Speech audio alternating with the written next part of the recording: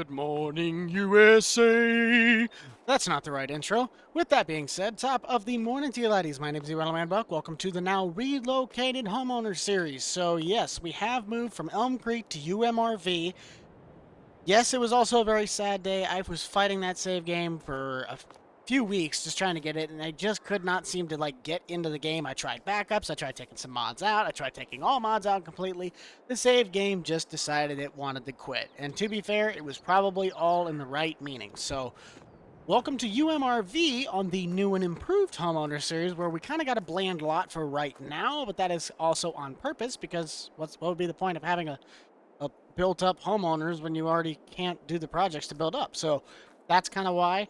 To showcase just kind of where we are currently, we did retain quite a few things from the previous one, which would be like our Honda Rancher, the Commander, the Baler, the Snowmobile, which I think actually was red, I can't remember, the 4020, and what we actually used to have was a Landy, but I actually now is swapped out with a Kubota L3901, so that's kind of fun there. In our 3-stall garage here, we did retain our Ford Ranchero and the 69 Charger. I actually have a very close friend down at Tim Hortons Diner that has a 1959 two-door Impala he's trying to sell in the, I believe it's like a Cameo Coral Poly. It looks like a very light red. He wants to do a trade. I am absolutely stoked because I've always wanted the 1959 Impala. If any of you guys don't know what that is the greatest car that has ever been come out the Detroit assembly line besides the 2012 Boss 302 Mustang. It is an absolute pinnacle dream car of mine. I absolutely want. I want one. But it's also like 60 grand for one that's, you know, not rusted out, and especially a two-door. Whew, you're gonna be paying a pretty penny. In our little 2-stall shed here, we did also retain the Z994R zero turn. It is a 72-inch deck, and the old 91 Dodge. We can't forget about that truck. That truck did stay. We do also still have the cabin out in Wyoming. It's just going to take us a little bit longer to get there, so we do also still have the GMC. Don't you worry. In the main garage for the house, we have our 2017 F250, which still does have its fifth wheel hitch, as the Dodge has the gooseneck, so anytime we haul the gooseneck, we have to take the Dodge unless I put a gooseneck setup on this truck, and then the single cab short bed Ford Lightning and our golf cart. So that's all we have in there. And then back here is just a hay rack, and then we have a garden and a gazebo in the back of the house. So nothing really too special there. Our basketball rolled down the hill.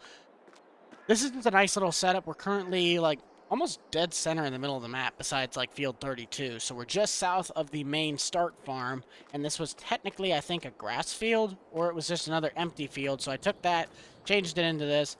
And then our trailers, which I haven't gotten fully managed out yet, we have a 36-foot mid-soda flat deck with a dovetail, and then a 16,000-pound load trail tilt deck trailer, which is just technically a car trailer, but I turned it into a nice tilt deck in 19. So what we need to do is we have the old buddy, which is going to be swapping us out for the 59 Impala, but also I have another former classmate from college that wanted to actually sell me his 2012 Sea-Doo boat. This thing is absolutely bad to the bone. They don't make Sea-Doo boats anymore, which is really sad because they actually look like they're jet skis, just like two jet skis glued together. But it's really, really cool. It's a jet boat, so it should be really fun. But we're going to fire up the Ford here, get our load trail hooked up to the back half of this, and maybe we might go and cruise around on that 59, because I really do want to actually invest some money in that. And we do still have one stall left open in the garage, so with $267,000 to work with after the move, we might go look around and see if there's anybody that's starting to sell, since we're getting into the spring season. We'll get our Ranchero here loaded up, and like I said, I do actually know the guy that I'm selling this to, so even though I did say this was technically my dad's old Ranchero, he would definitely be okay with the guy I'm selling it to. The dude is a avid car collector. He just doesn't have, he has the 57 Thunderbird, but he doesn't have a Ranchero, and he wanted this one for his collection since we kept it in such nice condition. It's also, since it's a little inline 6, people didn't beat up on these ones as much.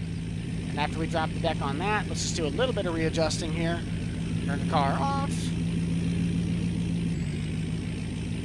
And we will make our way into town right after we close this door. Now, if you guys have not already, be sure to smash that like button, subscribe down below. As you do know, we are on the race to the 100,000 subscriber mark.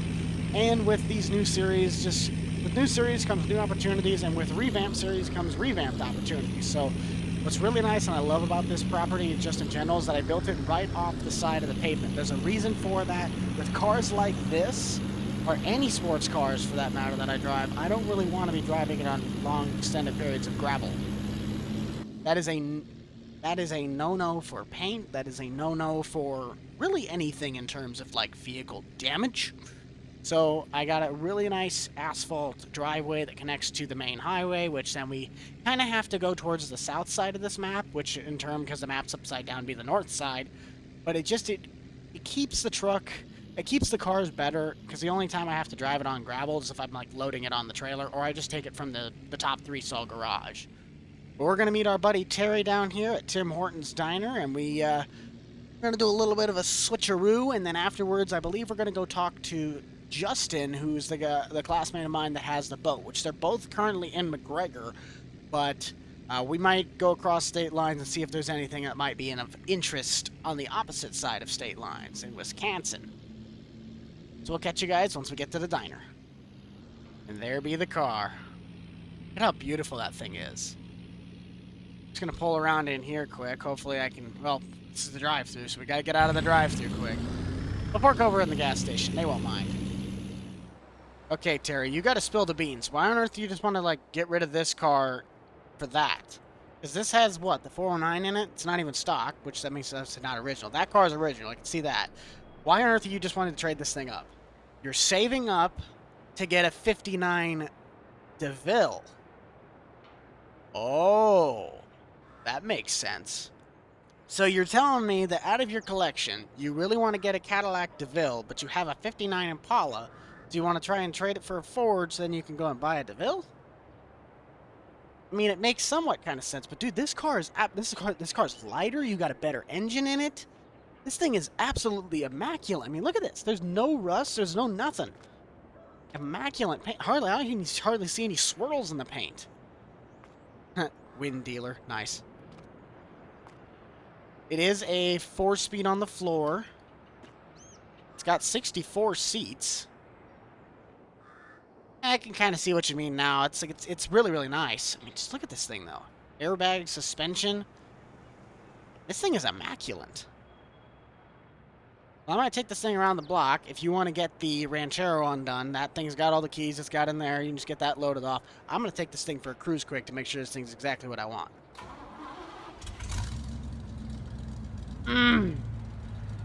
Listen to that baby purr. 409 big block Chevy. It's a racing motor right there.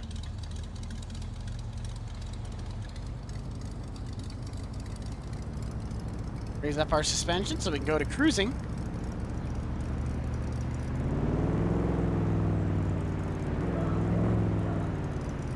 Oh, my Lanta. So we're going to take a quick little cruise here in this 59. We're going to see what she's got going over the bridge. Oh, it could stop at Applebee's. They sound like they got some good stuff cooking. Going over the Mississippi.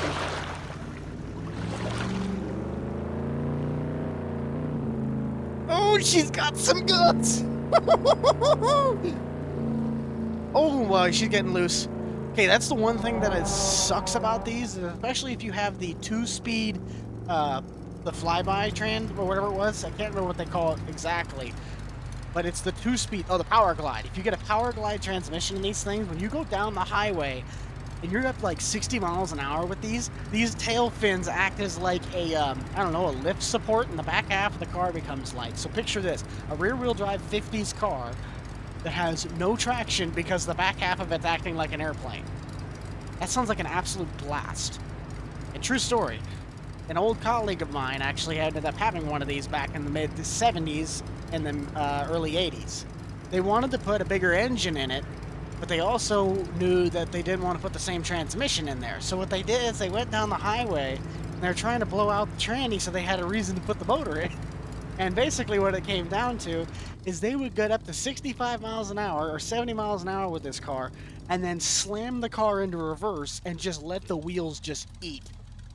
And, like a long story short, it took them, I think they said 6 times to get the transmission to blow up. That's how strong those Power Glides were. So if you ever want to get a very reliable old transmission, I guess, get a Power Glide. Want to get a race car transmission, get a Power Glide. I don't necessarily know, but all I know is that is a very tough transmission. I'm absolutely loving this thing, though. And it's gorgeous. I mean, it's just perfect. Oh, that's still green. Okay, we're good. What are you? Hey, now, that says for sale on it. Hold on a minute. Do my eyes deceive me, or is that like a mid... Hopefully that's a 2002. Maybe it's an 01. Okay, well, it's at least an it's at least an 01 or an 02, because it's got the round headlights, not the square, so it's not a 90s. Ram air hood. For more information, call Mark at blank, blank, blank, blank, blank, blank, blank, blank, blank. Well, it looks like to me we're calling Mark. 12 seconds later. Hey, Mark. Yeah, my name is Buck here. I was just taking a look at what your 2002 Pontiac Trans Am down at the fire station. Is there a chance we can meet up for that later today and talk some numbers? I am most definitely interested and would definitely be in the market for that. 10:30? We can make that happen. I gotta run home. I'm currently working out a business deal right now with a 59 Impala, so you got yourself a deal. I'll see you in about 10 minutes. So that was Mark, and he is most definitely able to come down there and meet us and talk about that Trans Am. But it also looks like Terry here got the truck off the trailer, so we're going to talk to him, get this deal finalized, and we got to get home so we can go and look at that Trans Am, because that's another car I really like, is a WS6 Trans Am. You can't beat those. Well, Terry, is that everything you ever dreamed it would be? I know, she's got a lot of potential. Say we good for the swap? Works like a charm for me, bud. You enjoy the Ranchero. I'll get the title to you. We'll mail that to you here within the next week, and we can get everything else situated on there. So same for me on the backside, but enjoy your Ranchero, and thank you for fulfilling a partial dream. This is like one of the top things that I'd always wanted to own. So, yep. We'll see you later, Terry.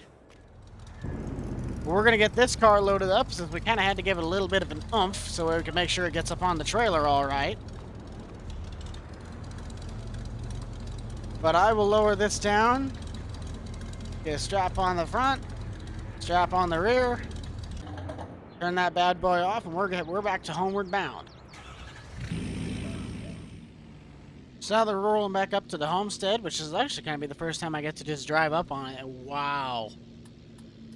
That is gorgeous. Try not to take out our mailbox there. But look at that homestead, though. That is just... I love this place.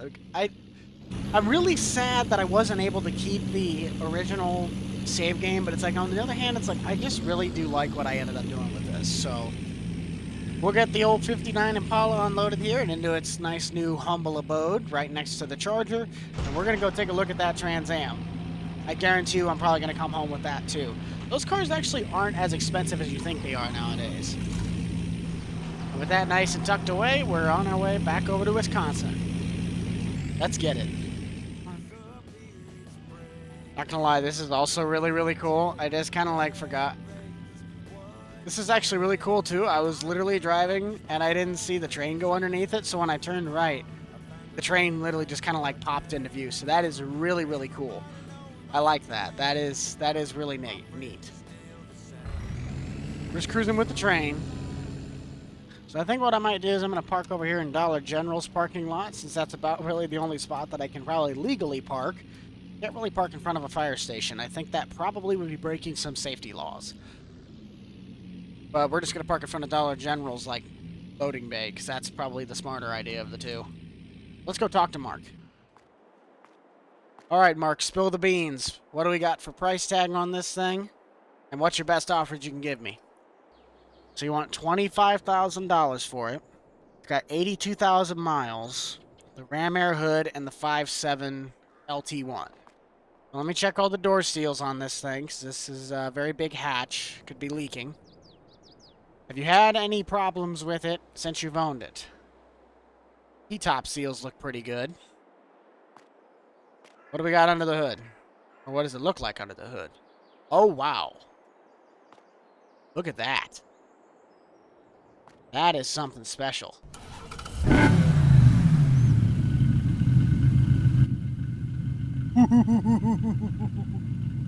Okay, that's kind of nice. Oh yeah, you can have. Here's a picture of my license, and you can snap a photo of me, so you know if I don't come back, you know where to find me. I'm gonna take this thing out for a test drive. All right, we'll see you.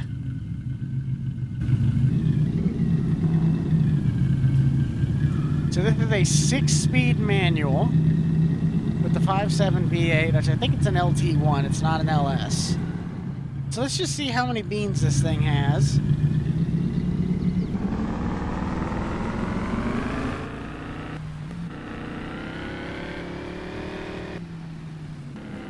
Ooh, she sounds good.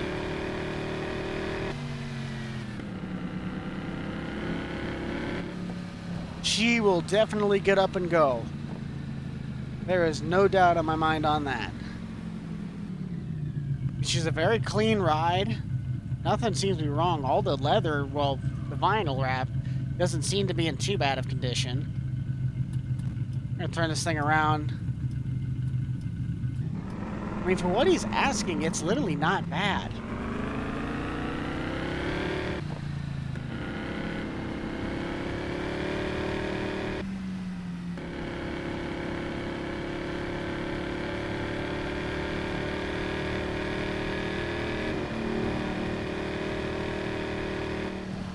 Woo, she's getting a little loose, little loose, little loose, little loose. Hello. Well, Mark, I love it. Did you take 22 for it, though? I can go run down to the bank. I can get you 22,000 in cash. I don't need to worry about anything. I can give you, I will give you the money right here, right now. 22,000. We'll do it. Sweet. All right. Well, would you mind if I just take it down to the bank? Because I kind of like it. Alrighty, Mark, and here is your 22,000. Thank you, sir. What do you say you'll get the title to me sometime next week, probably? A couple days? Nice. Well, pleasure doing business with you, bud. I will, I shall see you later, and there's actually a car cover that's in the back of the car? Nice. That'd be really good to cover it up. Well, thank you, Mark. Have a great day, and we'll see you later, bud. So, yes, I did also just buy a 2002 Pontiac Trans Am, but, hey, I don't care, because that car is absolutely bad to the bone. The LT1's going to be nice because of the fact that, you know, it's a solid motor. But I also really want to actually, you know, be able to rip it in this car. I don't think I'm going to do very many options to this. But it's just a really nice cruising car, and especially since it's a bit newer, you don't have to worry about nearly as many of the problems to, say, an older car, like the fuel injection being a carbureted car versus... Like, even though a carbureted car, yes, they're probably going to be better to try and get started, and they're super simple to work on. The fuel injection will be nice, because if I need to take it or I want to take it out in colder weather, you don't have to worry about all the problems of just the cold. It's just a lot more simple to drive. But we're going to get this car home, and then we're going to go talk to our buddy Justin about the Sea-Doo boat, and that should technically wrap out our day. So this will round out our collection of all 3 stalls being taken up in the garage, but now since we actually have that shed right there, I think our car space is going to have room for multiple vehicles now, which is not a good thing to say, but